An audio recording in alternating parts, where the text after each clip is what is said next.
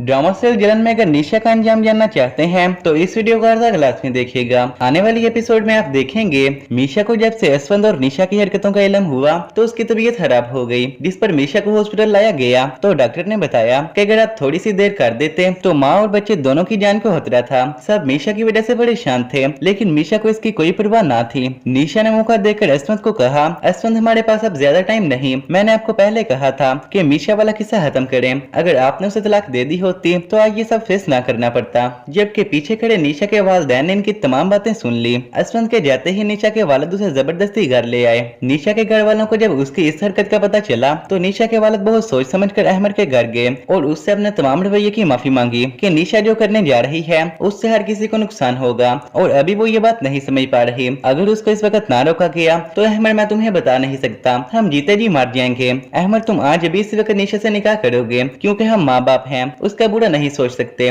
मामू की बातें सुनकर आखिरकार अहमद निकाह के लिए राजी हो गया। जल्द ही निकाह की तैयारियां की गई और निशा को उसके कमरे में बंद कर दिया गया। निशा को जब इस बात का इल्म हुआ तो उसने सोचा कि मुझे किसी तरह इस घर से भागना होगा, मैं ये सब बिल्कुल भी नहीं कर सकती। इसके बाद निशा खिड़की से भागने में कामयाब हो गई। जब निशा की अम्मी उसे निकाह के लिए लेने आई तो कमरे में उसे ना पाकर वो रोना शुरू हो गई। निशा के अबू भी निशा के ऐसे करने पर बिल्कुल टूट गए। उन्होंने अहमद के सामने हाथ जोड़े कि मुझे माफ कर दो, मैं एक दफा फिर तुम्हारी नजरों में गिर गया हूँ। इस पर अहमद बोला, मैं जानता था निशा कभी भी ये शादी नहीं करेगी, मैं तो सिर्फ आपके कहने पर राजी हुआ था। घर से भागते ही निशा ने यशवंत को कॉल की। यशवंत ने कहा, निशा तुम ठीक कह रही हो, इस रिश्ते को भी नाम दे देना चाहिए। फिर यशवंत और निशा ने कोर्ट मैरिज कर ली। जब यशवंत निशा के साथ शादी करके उसे घर लाया जिसका निशा हमेशा से ख्वाब देखा करती थी तो निशा के दिल को बहुत सुकून आया। तो फ्रेंड्स, अगर आप हमारे चैनल पर नए हैं तो काइंडली चैनल को सब्सक्राइब कीजिए। मजीद आप देखेंगे कि निशा की हरकत ने अहमद को बिल्कुल तोड़कर रख दिया था। अहमद ने आप से कहा कि मैं जितनी जल्दी हो सके यहाँ से जाना चाहता हूँ, मैं कुछ करना चाहता हूँ। इस पर हमीरा ने कहा,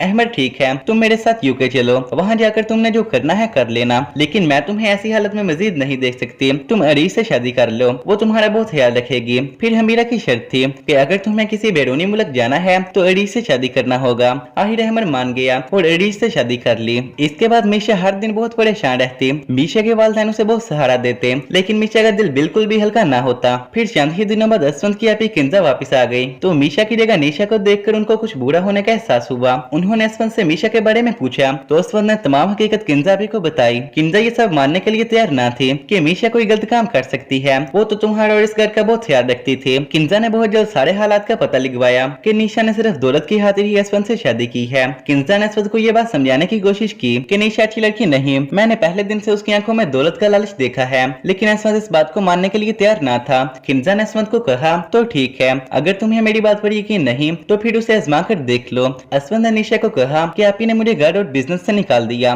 कि अब तुम निशा के साथ ही रहो, मेरी प्रॉपर्टी में तुम्हारा कोई हिस्सा नहीं। जब निशा ने ये सुना तो घबरा कर बोली, यशवंत हम कहाँ जाएंगे। यशवंत निशा को लेकर एक छोटे से होटल में गया जहाँ पर चंद ही दिन में यशवंत पर निशा की हकीकत सामने आ गई। यशवंत बोला, तुम तो मुझसे मोहब्बत करती हो तो फिर मेरी दौलत से तुम्हें क्या फर्क पड़ता है। इस पर निशा बोली, मोहब्बत तो अहमद भी करता था, लेकिन उसके पास दौलत नहीं थी, इसलिए मैंने उसे छोड़ा। यशवंत ने किंजा आपी को सब बताया तो उन्होंने कहा, मीशा को घर लेकर आओ और उस लड़की को तलाक दे दो, यही उसका अंजाम है। फिर जब मीशा को अल्लाह ने बेटा अता किया तो यशवंत से रहा न गया। यशवंत ने मीशा से माफी मांगी, अपने बच्चे और मीशा को घर ले आया और निशा को तलाक दे दी। जबकि मीशा फिर से यशवंत के साथ खुशी से जिंदगी गुजारने लगी। फिर चंद साल बाद अहमद भी वापस आया। उसको इतना बदला देखकर निशा का हाल बुरा हो गया क्योंकि अहमद यशवंत से भी ज्यादा बड़ा बिजनेसमैन बन चुका था। सबको इतना खुश देखकर निशा हर दिन मरती। फिर आखिरकार निशा ने खुदकुशी कर ली क्योंकि वह बिल्कुल अकेली रह गई थी। तो फ्रेंड्स, क्या निशा का यही अंजाम होना चाहिए था या इससे भी बुरा? अपने टाइम तो कमेंट्स में बताएं और अगर आपको हमारी वीडियो पसंद आई हो तो प्लीज लाइक के साथ साथ शेयर और सब्सक्राइब भी कर दीजिए ताकि हमारी हर आने वाली वीडियो आप तक आसानी से पहुंच सके। शुक्रिया।